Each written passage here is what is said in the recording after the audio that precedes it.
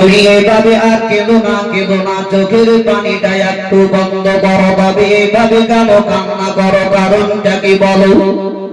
হযরতে খাদিজা বললেন, ইয়া রাসূলুল্লাহ, ইয়া হাবিবাল্লাহ, নবী গো, আমার বাড়িতে এমন কোন খাবার খাদ্য নাই, তবে বাড়িতে একটা বকরি ছিল ইয়া রাসূলুল্লাহ।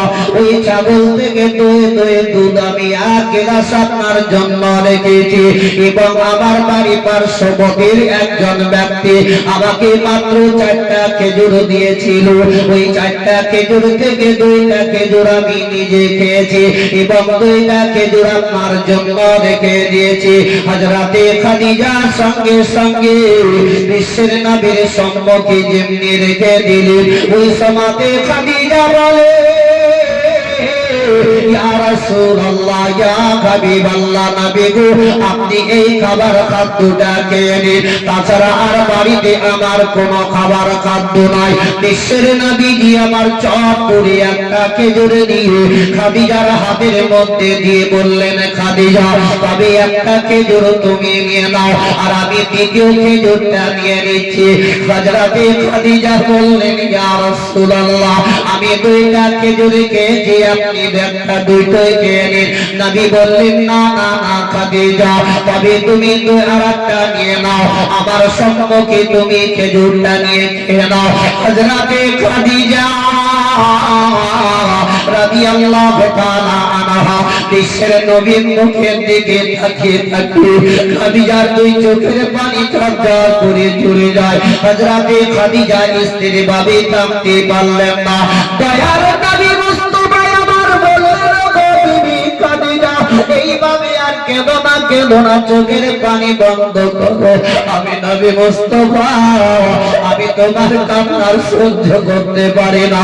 হযরতে খাদিজা বলেন, ইয়া রাসূলুল্লাহ, আপনি 2টা খেজুর খেয়ে নিন, আমি 2টা খেজুর খেয়েছি। নবী বললেন, না না, তুমি খেয়ে নাও একটা। হযরতে খাদিজা খেজুরটা নিলেন, বিশ্বের নবী আমার খেজুরটা মুখে দিতে গেলেন, এমন সময়তে হযরতে খাদিজার দিকে বিশ্বের নবী নজরটা যেমনি রেখে দিলেন, দেখছেন তো খাদিজার শরীরে যে কাপড়টা পরিধান করেছিলেন, ওই কাপড়টাতে এত ডাপটি দেওয়া, দ্বিতীয় ডাপটি দেওয়ার মতো জায়গা ছিল না। আজ এরকম কোন ডাপটি দিয়ে কাপড় পরে? এখনকার ডিজিটাল উঠেছে, বুঝলেন, ভালো ভালো জামা প্যান্টকে কেটে বুঝলেন নকশা ডিজাইন বেরোচ্ছে। তো কি ডাপটি দিবে? এক্ষুনি মাইকবালাকে দেখলাম হেডার জায়গা খুব কাটা, ডিজিটাল বুঝলেন, এরকম প্যান্ট এরকম জামা এখন চলছে। বিশ্বের নবীজি বলছেন, ওগো খাদিজা, তবে তোমার নিকটে এইরকম কাপড় থাকা সত্ত্বেও তুমি আমাকে একবার কেন বলোনি? হযরতে খাদিজা বলছেন, ইয়া রাসূলুল্লাহ, আপনার নিকটে সমর্থ নাই বলেই আপনাকে আমি বলিনি, তবে একটাই, আপনার নিকটে কোনো জিনিস আমার নেওয়ার কোনো আবদার নাই, তবে আমার মনে যেটা আছে সেটা যদি পরিপূর্ণ করে দেন তবেই আমার বেড়া পার হবে। জরুরি। আর আজকালকার নারী, আজকালকার বিবিদের মেয়ে ছেলের কাপড় দেখবা বাড়িতে ঘরের ভিতরে এত সুরকেসে ভরা থাকে, বুঝলেন, তা সত্ত্বেও স্বামীর কাছে বলবে যে তুমি একটা কাপড় এনে দাও, তবে বাপের বাড়ি কিংবা বিয়া খেতে যাবো। কিন্তু সে মেয়েটি ভাবলো না যে আমার স্বামীর কাছে টাকা আছে না নাই। স্বামীর কাছে চেয়ে তুমি লজ্জিত স্বামীকে মাথা নত করে দিলে, এটাই তোমার ঠিক? তোমার যেটা আছে আরো অন্যান্য কাপড় আছে, পোশাক আছে, সেগুলাকে পরিধান করো। আল্লাহর নবী দুজাহানের আগা জনাবে মুহাম্মদ রাসূলুল্লাহ সাল্লাল্লাহু আলাইহি ওয়াসাল্লাম ওই সমাদে দয়ার নবী মুস্তাফার দিকে লক্ষ্য করে খাদিজা যে বললেন, নবী আমার বললেন, ওগো খাদিজা, তবে তোমার মনের মধ্যে যেটা ইরাদায় আছে একবার তুমি প্রকাশ্য করে বলো।